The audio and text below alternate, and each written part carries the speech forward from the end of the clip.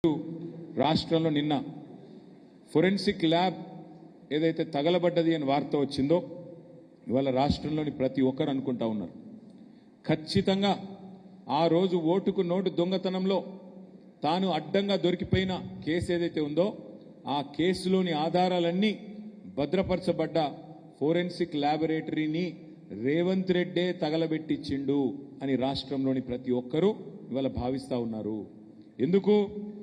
ఎందుకంటే ఒక నేరస్తుడే ఇవాళ ముఖ్యమంత్రి అయినాడు. మరి ఆ నేరస్తుడు సహజంగా ఆయననే హోంమంత్రి. ఆ హోంమంత్రి కిందనే ఉండేది పోలీసు వాళ్ళు. ఈ ఫోరెన్సిక్ ల్యాబ్ ఇవన్నీ కూడా ఆయన కిందకే వస్తాయి.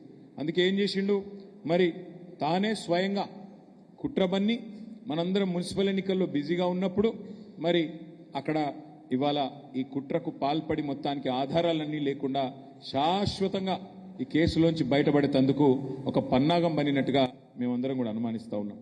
నిన్న జరిగింది ప్రమాదం కాదు, నిన్న జరిగింది అగ్ని ప్రమాదం కానే కాదు, అనుకోకుండా జరిగింది అంతకంటే కాదు, ప్రకృతి వైపరీత్యం కాదు.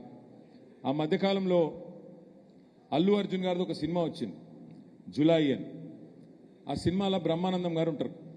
ఆయన దొంగ పాత్ర అందులో. ఆయనకు ఒక డైలాగ్ ఉంటుంది, ఏమంటే బ్రహ్మానందం గారు అలా దొంగతనం చేస్తాడు కానీ 10 నిమిషాలనే దొరికిపోతాడు. రేవంత్ రెడ్డి కూడా అంతే, ఈయన కూడా దొంగనే కానీ 10 నిమిషాల్లో దొరికిపోతాడు.